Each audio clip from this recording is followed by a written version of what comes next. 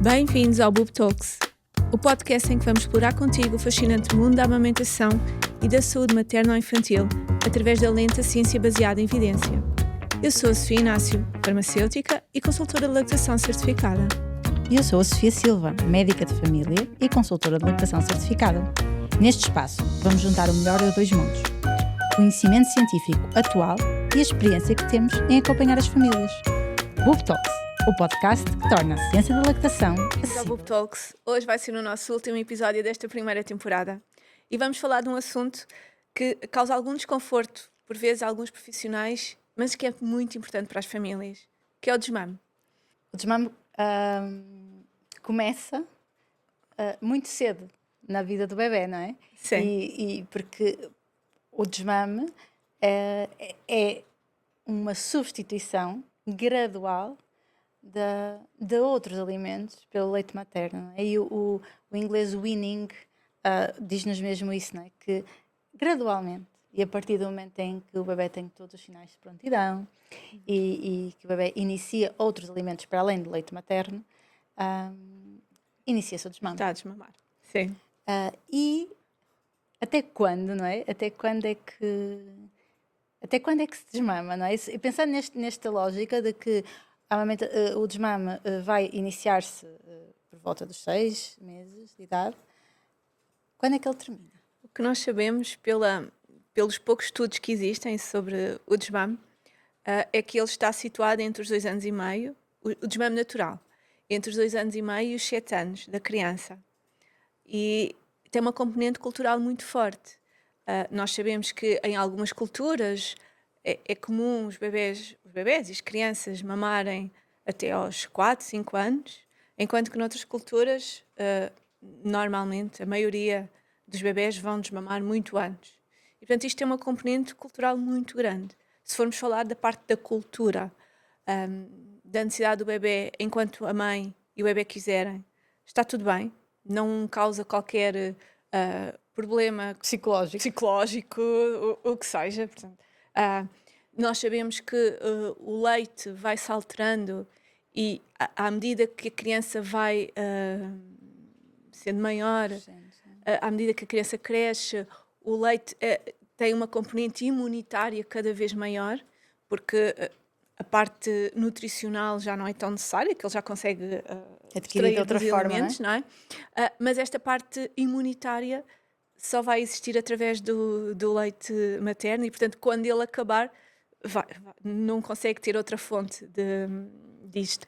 E, portanto, por isso é que alguns estudos dizem que o desmame é à volta ali dos 5, 6 anos, porque é nessa altura que o sistema imunitário da criança está totalmente completo. Pronto. E, portanto, depois também pode-se comparar com outros primatas, outros mamíferos, tentar perceber, se não houvesse toda esta questão cultural, qual seria o que iria acontecer. E nós sabemos, basta há 100 anos, há 200 anos atrás, era perfeitamente comum, até aos 2, 3 anos, pelo menos, porque era daí, se calhar, a principal fonte de alimentos em alguns contextos seria ainda muito o leite materno. Até porque nesses contextos e no nosso país há 200 anos atrás, não é? E até há menos, a taxa de mortalidade infantil era muito alta e a mama era quase o que nós tínhamos para oferecer, não é? De proteção ao bebê e à criança, não é? Por isso era o alimento que existia, era o alimento que era dado, não é? Não havia muitas dúvidas, não é? Há 200 anos atrás, provavelmente. Ainda assim, além disso, a amamentação, de alguma forma, atrasava a próxima gravidez. Ela tinha um efeito aqui, sim, não é? Ainda que, obviamente, a partir do momento em que o bebê come outros alimentos, já não podemos usar a amamentação como método contraceptivo. A introdução dos alimentos há 200 anos atrás também era mais... era diferente, não é? Era diferente do que é agora. Era certamente diferente. E por isso também era usada a amamentação, não é? Também sabia-se este benefício de ir arrastando, aumentando o tempo entre gravidez. E, portanto, isto também era usado para isso, não é? E, portanto, quase que na proteção daquele bebé que está a precisar da mãe e que precisa daquele alimento. No entanto, à medida que nós fomos avançando no tempo, não é? Se tivermos aqui uma linha cronológica, o desmame começa a ser falado de outra forma, não é? E começamos a falar de desmame aos 4 meses, aos 3 meses, aos 5, 6, 7, 8, não é? Tudo que seja antes dos 12 meses. Se calhar agora podemos nós fazer aqui, não é? Entre tudo que seja antes dos 12, 18 meses, é extremamente cedo para o bebê. Acho que nós podemos deixar esta Ele precisa do linha, não o leite materno. Nós temos que ver o leite como não é só alimento, não é? Para além de toda a componente emocional, pode ter de relacionamento com a mãe, e vamos falar de relacionamento muito hoje, tem também a parte imunitária, tem a parte de organização neuromuscular, não é? E de organização cerebral. Exatamente. Através da solução. De que o bebê necessita. E às vezes, quando falamos de desmame, acho que nos cingimos muito à parte nutricional e não é só isso. Ou horários, ou a regras. Porquê é que nós achamos que um desmame... Não é? A Organização Mundial de Saúde diz que o bebê deve ser alimentado por leite materno pelo menos até aos 2 anos de vida. E isto é uma recomendação só para os países em vias de desenvolvimento, não é? Não é. Nós sabemos que é uma recomendação mundial e lá está. Muitos dos riscos do bebê não ser amamentado são iguais e muitos desses estudos são feitos em países muito desenvolvidos. E, portanto, aplicam-se a Portugal. Aplicam-se a todos os países do mundo. Importante, não é? É importante nós percebermos que o que nos diz a Organização Mundial de Saúde é que o desmame deveria terminar, não é? Só depois dos 24 meses. Uhum. E, portanto, este será... eu acho que este é um ponto de corte como qualquer outro, não é? Até porque um bebê de 24 meses, um bebê de 25, de 23... Também não há é um muito, ponto de corte, não é? Temos que fazer algum... não, às vezes é usado até perversamente, quando estamos a falar de, por exemplo, horários de redução de horário porque diz lá, pelo menos. Pelo menos, não é? Isto é usado até perversamente contra as mulheres e contra as crianças.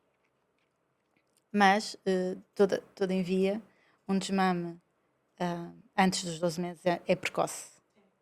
E é um desmame que pode, no fundo, que o bebê perde a oportunidade de todos aqueles benefícios, não é? E que a mãe também perde a oportunidade dos benefícios que a amamentação lhe pode trazer, não é? Nós falarmos, por exemplo, da redução do risco do câncer de mama, por cada 12 meses tem uma redução de risco de 26%, se não estou em erro. Mas é a cada 12 meses. A cada 12 meses. E, portanto, isto é muito mesmo cultural. Acharmos que ao fim de meia dúzia de meses o bebê já não precisa. Ele precisa e muito, e a mãe também precisa. Seja a nível de saúde, a nível de desenvolvimento, como a nível emocional também. E a nível emocional e relacional, não é? Porque já temos falado disto, não é? Que mamar não é só alimento, não é só leite, e por isso, como é que se apoiam estes bebés, crianças, e estas mães neste processo de desmame, não é? Como é que nós conseguimos ajudar e como é que efetivamente as famílias podem encontrar um caminho, não é? Olha, não existe aqueles 10 passos do desmame. Mas era bom. Era bom existir assim dicas de desmame rápidas, porque o desmame, quando é vontade da mãe terminar a amamentação, não estamos a falar do desmame do bebê em que ou da criança que já não quer mamar, em que é a mãe que decide que para ela já chega, temos que mudar a forma como a mãe se relaciona com aquele bebê. E é este o ponto-chave. Porque durante vários meses ou vários anos, a mãe tinha ali uma ferramenta poderosa. Sempre que o bebê caía, tinha sono, chorava, se desregulava, se calhar a primeira ferramenta que a mãe usava era a Era mama. mãe.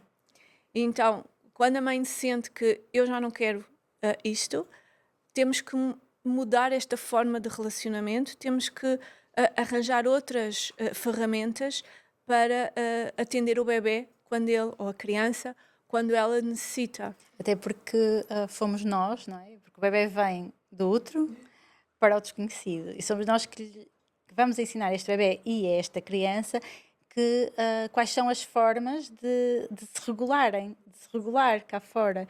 E, portanto, também somos nós que temos a responsabilidade, e eu acho que isto é muito importante quando se fala de desmame e quando esse desmame é vontade da mãe, portanto, é uma decisão da família para aquele momento. A família deve assumir a responsabilidade, neste caso a mãe deve assumir a responsabilidade sobre o processo, não é? E, portanto, ao assumir a responsabilidade sobre o processo, também implica ensinar a esta criança outras formas de se regular, outras formas de se relacionar, que ela naturalmente já aprendeu com outras pessoas, porque o pai também, não é? E principalmente se já estivermos a falar de crianças com mais de 2 anos e de 3 anos, são crianças que já incluíram o pai naquela sua dinâmica de forma muito similar, não é? Com uma total confiança e É uma com pessoa de referência não é? também, não é? E por isso, para essas pessoas de referência, sejam o pai, sejam os avós, esta criança encontrou outras formas de regulação, de vinculação e, portanto, também as vai encontrar com a mãe. Eu acho que isto é uma coisa que nós temos que garantir às mães, e garantir dentro daquilo que é possível, mas que é possível nós reconstruirmos ou redesenhar a relação e encontrar ferramentas para acalmar, para tranquilizar, para dar conforto, para carinho, que não estão relacionadas com a mama. Mas é a obrigação do adulto, não é? Oferecer essas... É a obrigação do adulto e o adulto tem que estar ciente do que quer fazer. Eu acho que aqui o ponto-chave aqui é eu quero fazer isto, eu vou fazer isto. Porque muitas vezes temos aquele sentimento ambivalente. É difícil, não é? Acontece muitas vezes durante a amamentação, não é? Queremos, não queremos, hoje estou farta, mas depois a seguir é tão bom. E às vezes passa-se meses nesta ambivalência. E podemos estar nela durante algum tempo, não é? Podemos, por exemplo, começar por regular as mamadas, deixar de ter a livre demanda, ir regulando, a dizer, olha, eu só mamas até eu contar até 10. E às vezes isto é o suficiente para irmos gerindo aquela necessidade do bebê, ir mostrando que há outras formas, do bebê, da criança já, que há outras formas de se relacionar e que não tem que ser sempre através da mama. E acreditar também que nesta lógica de um ambiente psicológico comum, não é? Da família, e que já vamos falar da família, já não estamos a falar de um bebê pequenino, ainda ligado nesta ligação quase simbiótica com a mãe, às vezes um bocadinho mais velhos, eles também respondem ao próprio ambiente familiar, não é?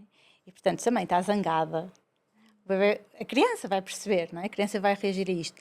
Se a mãe não está confortável no momento da amamentação, as crianças percebem isto. E que leva-me para uma frase que eu fui ouvindo sempre. Porque durante a amamentação, e também é importante que se fale isto, a vontade da mãe a amamentar é muito flutuante. E há alturas em que está tudo bem.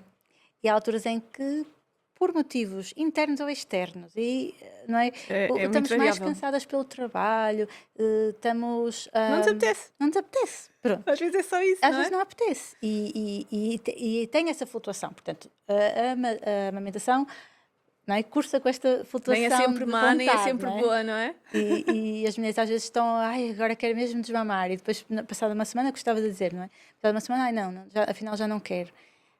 Quando é sério, quando a mulher quer mesmo e é uma coisa estruturada no pensamento da mulher, a criança vai perceber. E nós devemos ser o mais honestos com a criança possível, não é? E se nós fizermos isto, só com a nossa posicionamento corporal, só com toda a comunicação que se faz sem ser verbal, a criança já vai compreendendo, não é? E nós vamos comunicando com esta criança e vamos dando-lhe estas dicas, não é? De que eu É um agora estou mesmo processo, não é? decidida, não é? Deve ser um processo. Nós não desmamos abruptos só em casos de saúde prementes, Imprescindíveis, não não é? é? Em que tem que se mesmo que acontecer. No caso de uma doença muito grave, até tanto para a mãe, Como- para a própria mama, não é? Como Exatamente. para o bebê. E estamos a falar de desmames graduais, pode ser mais rápido ou menos rápido, não conseguimos. Dizer vai depender muito da criança, inclusive, não é? E às vezes acontece também mulheres que não estão a tentar desmamar e que vão tomando algumas decisões, seja Sim, sim, no dia a dia, no não dia é? a dia, No- e que as crianças acabam por desmamar. Porque a questão do desmame natural tem muito que se lhe diga, não é? O desmame e a amamentação é sempre uma relação, não é? E se calhar na espécie humana, e esta parte da antropologia, é muito difícil trazer-nos, não é? Como é que nós nos relacionávamos em termos emocionais com os nossos filhos há 1000 há, anos ou 2000 anos há uns atrás? milhões de anos. É difícil, não é? É, não. Portanto, aqui esta parte relacional, social conta muito e a forma como nós nos relacionamos com os nossos bebés também vai influenciar muito a forma como nós vamos fazer este desmame, não é? E daremos nós ou não dicas às crianças, não é? De que isto está a terminar. Dão-nos não ou não as crianças dicas a nós e muito provavelmente sim. Isto é uma dança, não é?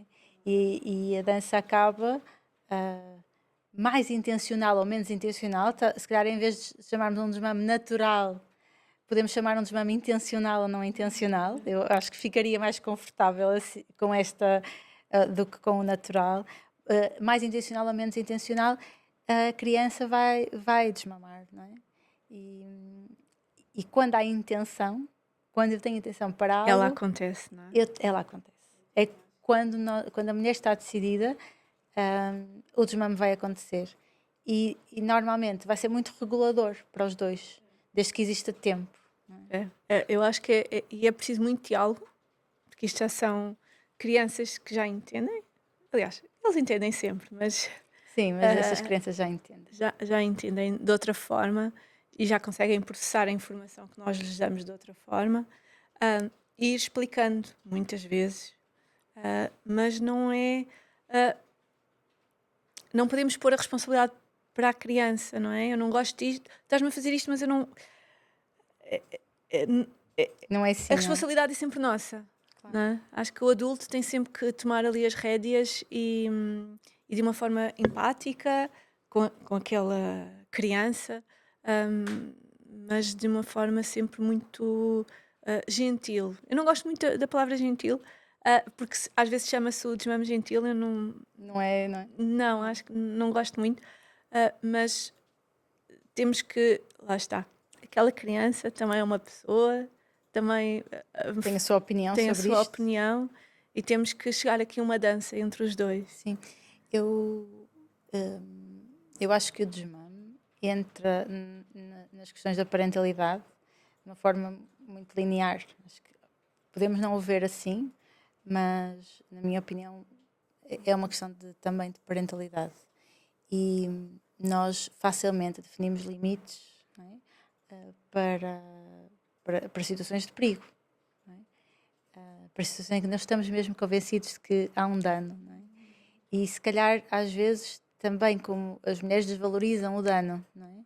E não procuram ajuda, não sei se sentes isto às vezes, mas quando as mulheres procuram ajuda para o desmame, vem a exaustão, porque não estão atentas aos seus próprios limites e, portanto, facilmente se descuidam e quando chegam ao limite dizem, eu já não aguento mais.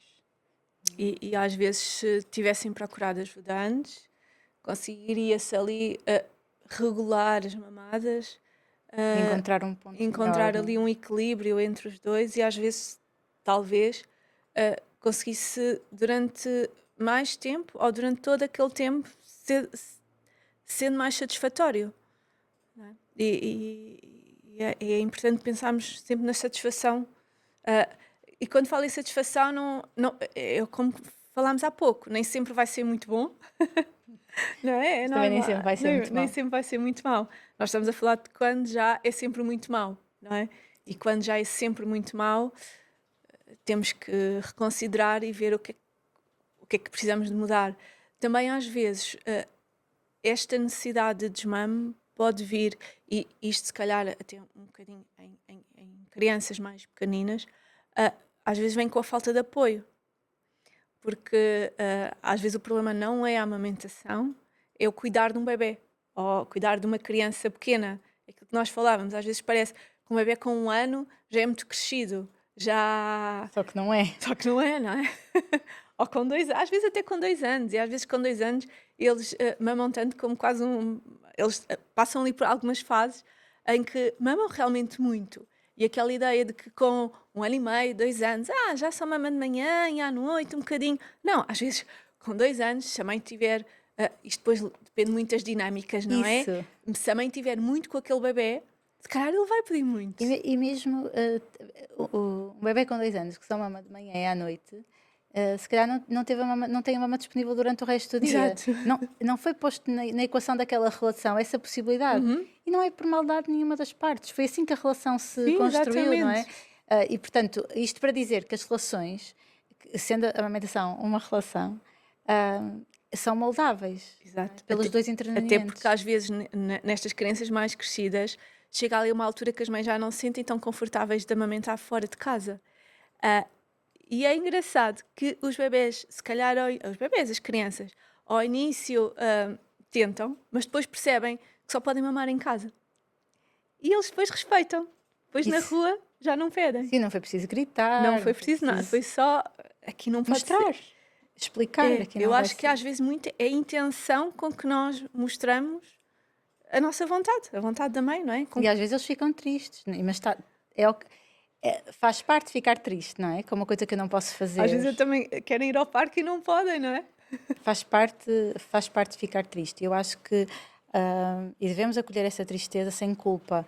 Nós estamos aqui a falar ainda não falamos da culpa, não é? Quando falamos do desmame ainda não falamos da culpa.